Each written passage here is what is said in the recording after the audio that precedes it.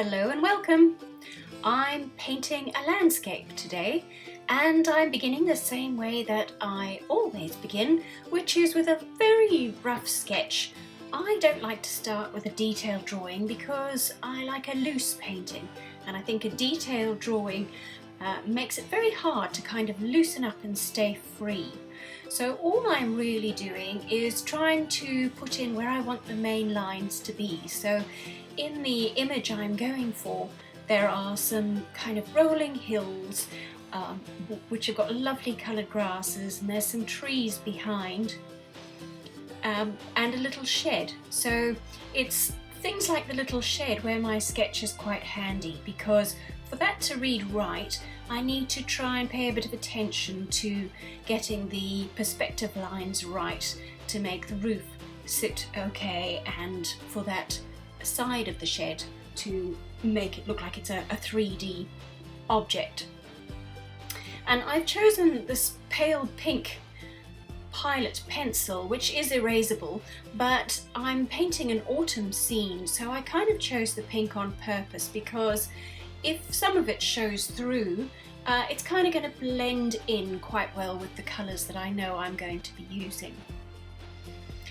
And I am beginning there with one of the hills in the foreground, and it's a kind of grassy area, so I'm popping in lots of grassy marks with my brush, but I like to work wet in wet, so I know that some of those marks are going to soften, but where the paper is slightly drier, some of them will be more distinct, and that helps me get the feeling of the grasses along with this kind of soft, relaxing feel which I find so often when I'm looking at autumnal kind of scenes.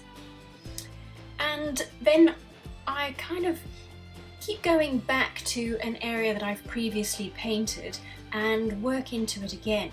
Now, you kind of get used to how much your paint dries on the particular paper you're using, and depending on the weather, whether you've got the heating on, whether it's hot or cold, you kind of get used to how much the paint is going to, how quickly the paint is going to dry on the paper.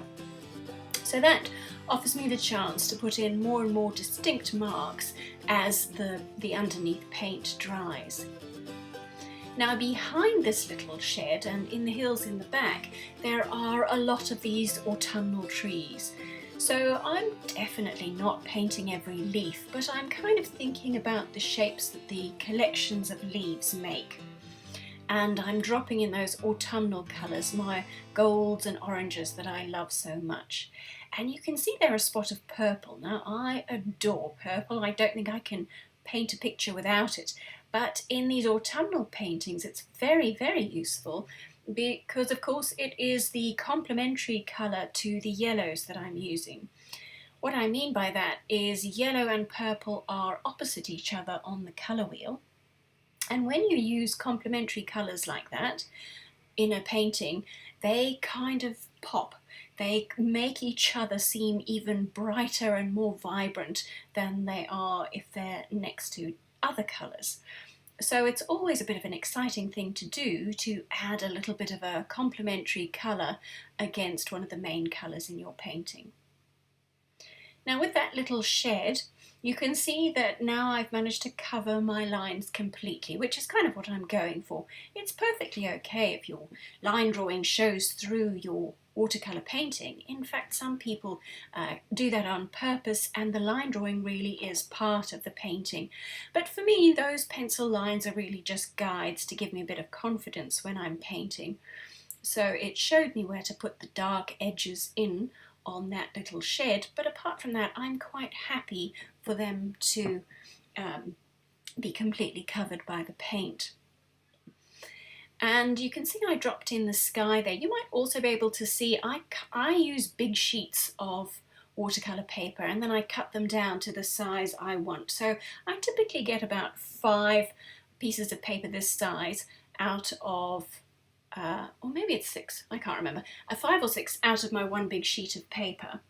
And then I have some spare mounting frames around, so I have an 8x10 sitting around that I use as a kind of template, and I draw a little pencil outline so that I know that if I want to put that in an 8x10 frame, it gives me an idea of where the borders are. And if you look at the top in the sky, you can kind of see that line I've given myself. But I'm also quite careful to paint beyond that so that my painting doesn't have too much odd white space before the mount board or the frame. And I put in that sky at the top, not a smooth flat wash. I like a bit of interest in the sky. It gives you a bit more mood and a bit more suggestion of clouds. And I did that a little bit earlier on so that there was time for it to dry so that I could put in the greener hills in the background. And now I'm wanting that to dry more, so I've moved down to the foreground where there are some rather interesting spiky autumnal sticks, and that made for a very interesting texture in the foreground, which was jolly fun to paint. And there you can see me with the purple again.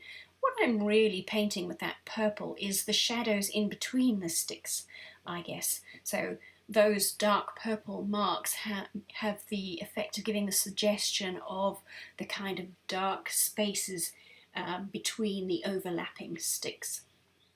And while I was doing that, it was giving my areas at the top of the painting a chance to dry. So now I can go back and add a bit more, a few more brush marks to those trees in the middle ground there.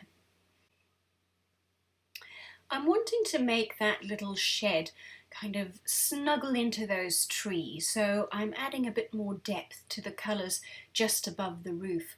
And I chose such a nice bright blue. Again, that's an example of these complementary colours that I was going for. So blue is the complementary colour to orange. Those two are opposite the colour wheel, and that's why that blue roof really kind of pops forward from those orange trees.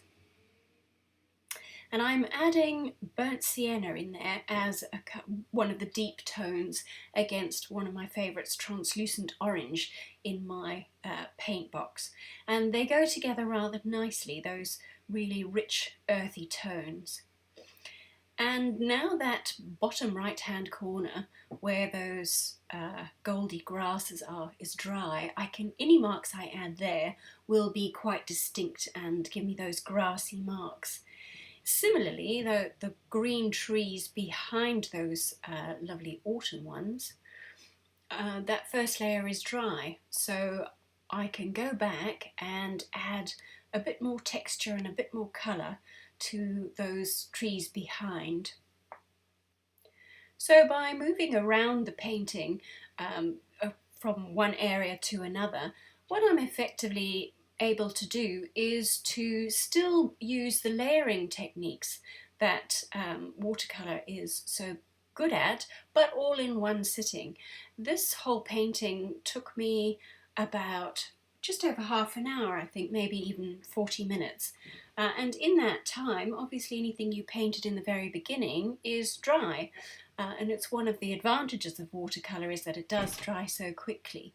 So I feel like you get a bit of the best of both worlds, because you can work wet into wet if you want to, if you want that smooth, soft sort of transitioning effect. But you can also build up colour gradually as you go in some areas. So you've got an awful lot of scope with such a lovely, simple, approachable medium. And at the very top of my picture, I'm adding some branches from a tree that is kind of out of sight of the picture. So it was important that that sky was completely dry when I started that, otherwise those branches would have just disappeared into the sky and made a bit of a kind of muddy mess in my sky. And I like pictures like this where the tree kind of frames the image and pushes those hills back into the distance. It's quite an easy way of giving you that lovely sense of perspective. Thanks for watching. See you again next time. Don't forget to like, subscribe and comment if you want to see some more.